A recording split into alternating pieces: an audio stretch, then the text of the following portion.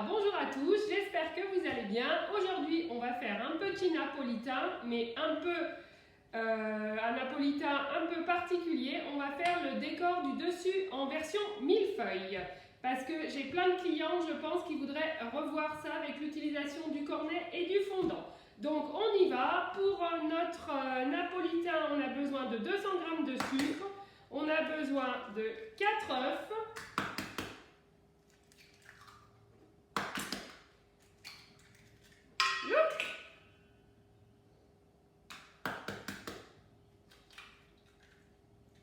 Une petite pincée de sel et on mélange le tout avec notre petite cuillère magique. 200 g de beurre fondu préalablement dans notre bol micro-ondes. On va ajouter la farine, 250 g.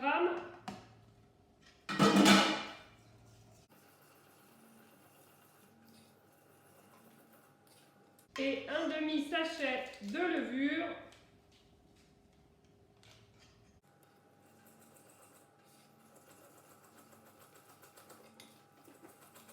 Une fois notre préparation bien mélangée, on va pouvoir la diviser en deux parties. Donc dans la première partie, on va se mettre avec notre petite balance 280 g. Ça va être notre partie de gâteau au chocolat. Et dans l'autre, il doit nous rester environ 560 g. Avec ma spatule double embout, hop, je peux ramener le tout. Donc dans celle-ci, je vais aller mettre 10 g de cacao pour avoir une partie chocolatée. Et dans celle-ci, je vais aller mettre 5 g de vanille.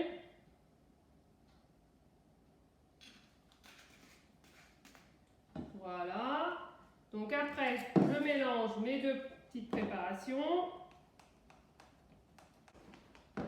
Donc voilà notre première petite préparation au chocolat que je vais aller mettre donc sur ma plaque en alu dans mon petit FlexiPan plat. Donc vous, si vous n'avez pas, vous mettez soit votre toile de cuisson, soit vous mettez votre papier cuisson.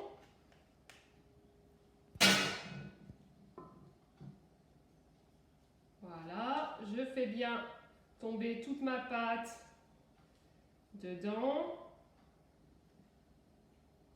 Comme d'habitude, pour ne rien gâcher, je racle bien tout. Voilà. Donc soit avec votre spatule double embout ou avec votre petite spatule magique, donc je l'utiliserai pour l'autre, vous étalez bien pour que vous ayez. Et comme ça, là, on va être pile au gabarit pour après faire le montage du gâteau, si vous voulez, dans notre cadre.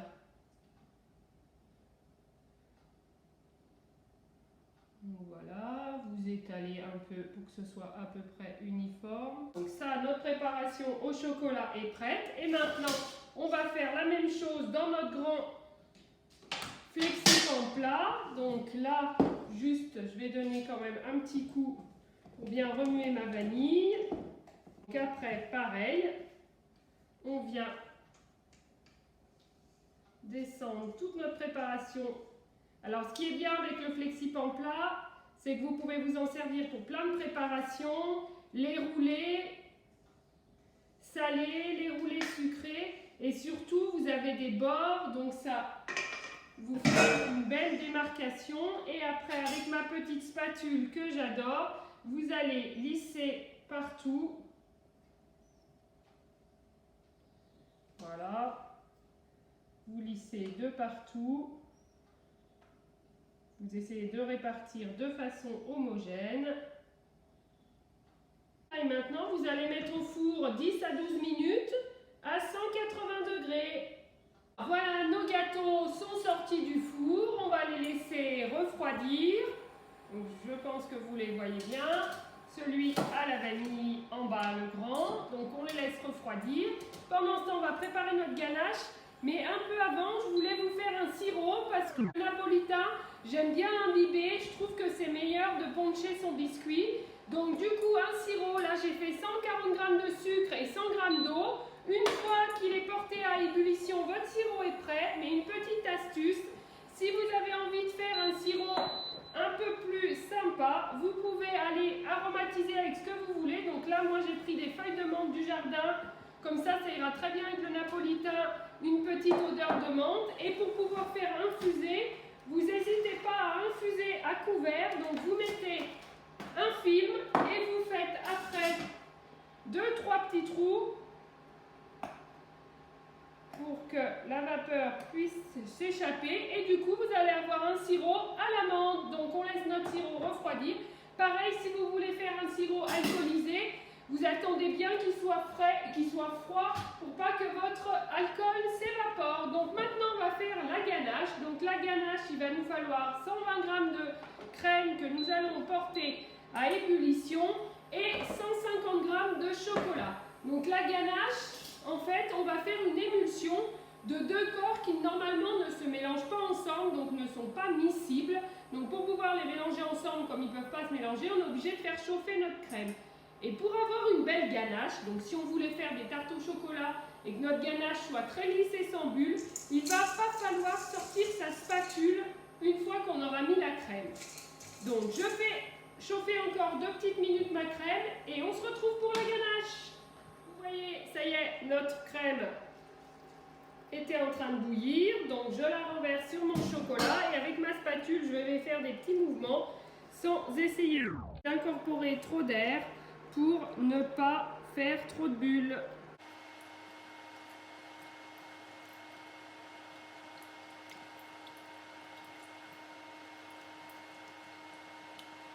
Pour avoir une ganache bien lisse et bien brillante.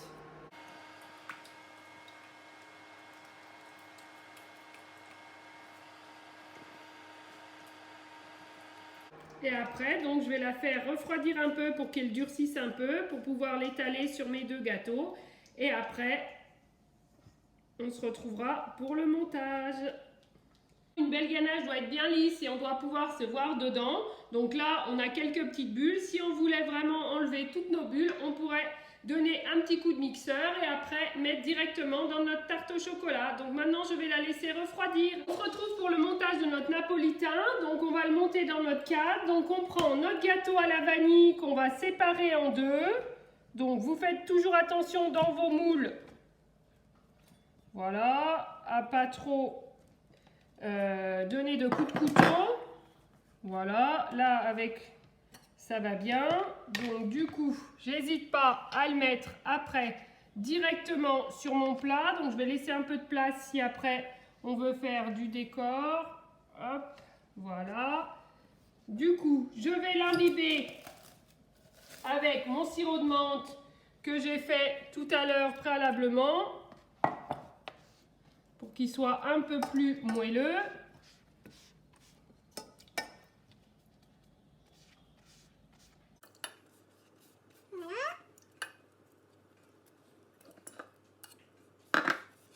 N'hésitez pas à napper généreusement. Voilà. Après, ma ganache qui a déjà bien prise au frigo. Donc, hop. Je vais l'étaler toujours avec ma petite spatule magique qui est là. Donc, j'essaye de me mettre bien bord à bord pour que ça fasse assez joli. Je peux même mettre mon cadre, ce que j'aurais dû faire au début, comme ça, hop, pour ne pas dépasser. Et bien mettre tout de suite pour en avoir sur les bords, pour que on voie bien ma ganache. Je vais juste en mettre un petit peu là dans cet angle. Si vous avez un cadre, n'hésitez pas à bien revenir sur les bords pour que ce soit nickel. Après, on met notre deuxième gâteau au chocolat. Donc vous voyez, ça se démoule super facilement. Vous le mettez par-dessus. Donc vous voyez qu'il a un peu plus poussé d'un côté, donc vous n'hésitez pas à essayer de le faire un peu descendre parce que du coup au montage on sera moins beau de ce côté. Donc pareil, vous n'hésitez pas à bien humidifier. Le petit coup de menthe nous donnera un petit peu de peps avec le chocolat. Le reste de notre ganache. Et comme tout à l'heure, on va réétaler.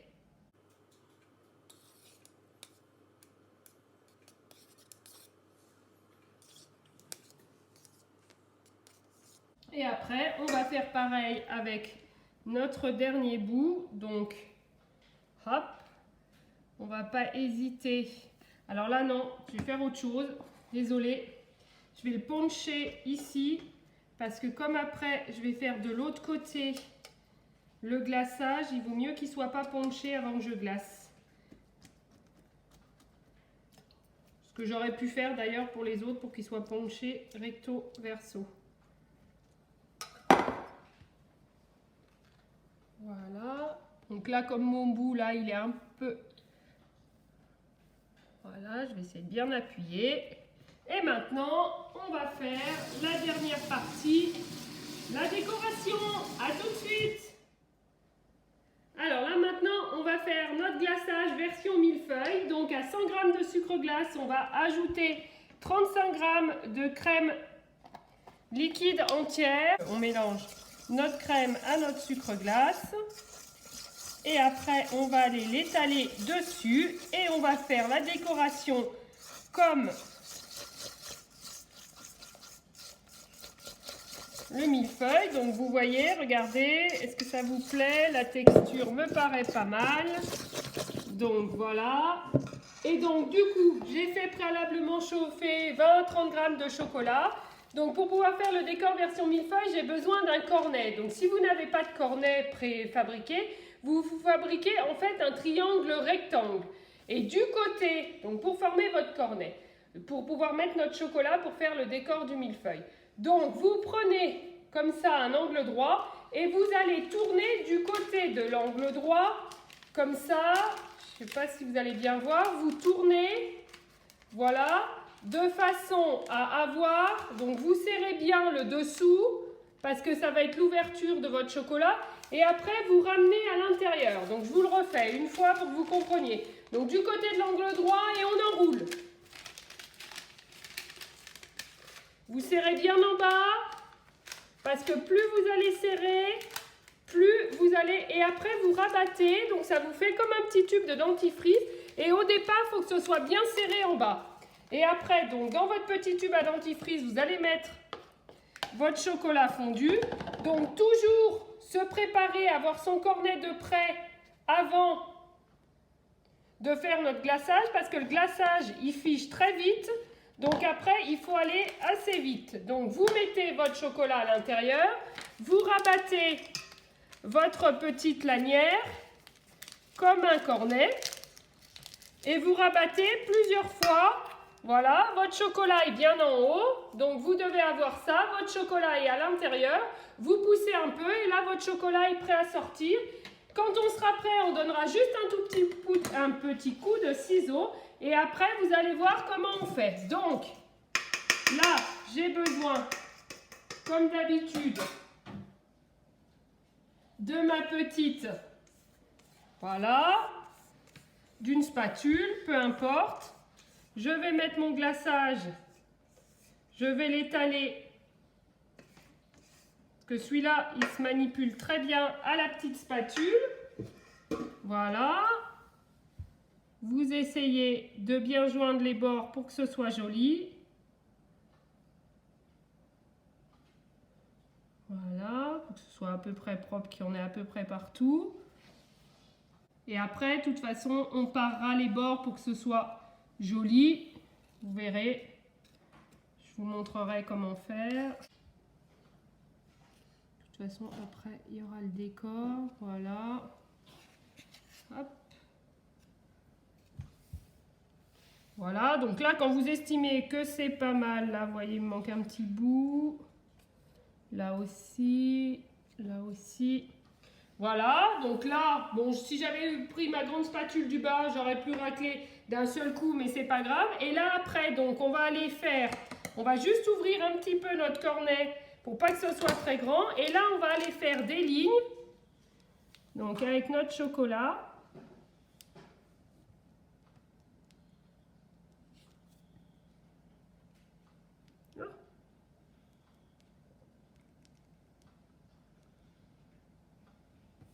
Voilà, vous faites vos lignes. Vous faites vos lignes. Voilà. Et après, avec votre petit couteau, donc vous allez dans un sens.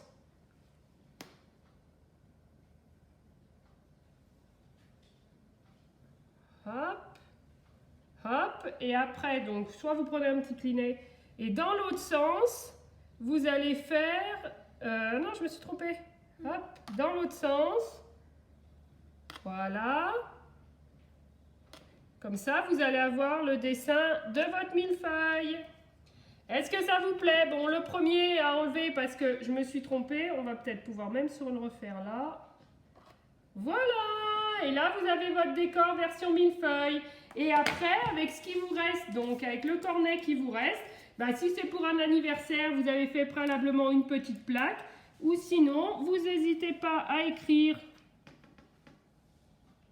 pour pas perdre le chocolat. Donc toujours comme quand on a une poche, on ramène bien devant. Et du coup après vous écrivez comme si vous aviez un stylo.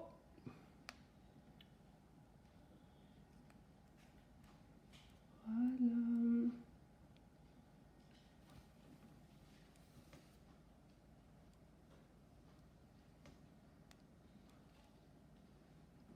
Voilà. Et là vous aurez écrit, quand on démoulera le millefeuille, je vous montrerai tout à l'heure le démoulage et on parera les bords, on pourra avoir écrit belle journée. Si c'était pour un anniversaire, ben voilà, après vous faites ce que vous voulez. Donc voilà, j'espère que la petite séance avec le cornet vous a plu. On va démouler notre napolitain, donc avec notre petite spatule, on n'hésite pas à passer sur les bords. De toute façon, après, c'est pas grave si ça abîme un peu, on va donner un petit coup pour parer nos extrémités pour qu'elles soient bien nettes.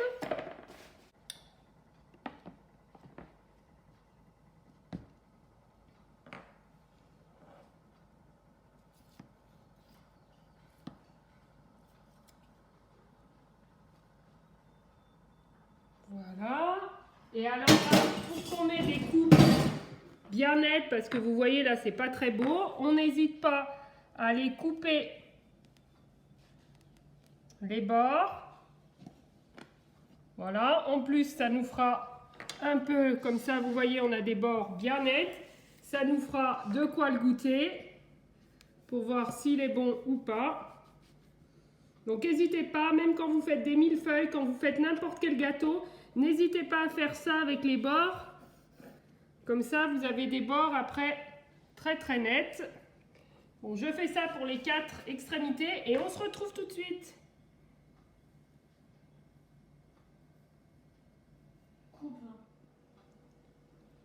Et voilà notre napolitain terminé. Donc vous pouvez voir, quand on a bien paré les bords, qu'on a bien enlevé les bords, on a des bords qui sont nickel.